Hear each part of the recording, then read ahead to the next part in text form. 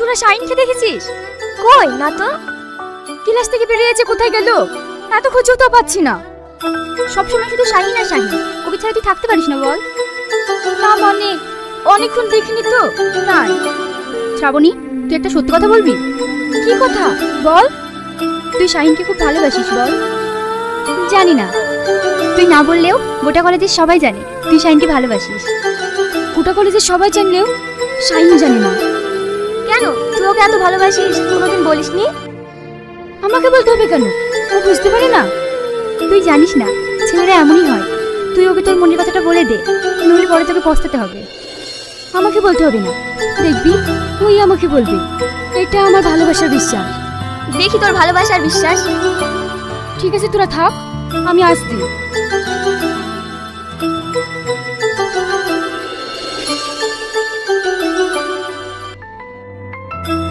কি রে, তুই এখানে বসে আছিস?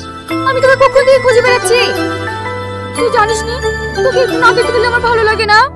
আর আমার লাগে বল, আমিও তো তোকে অনেকক্ষণ ধরে খুঁজে বেড়াচ্ছি। আমাকে খুঁজছিলি কেন?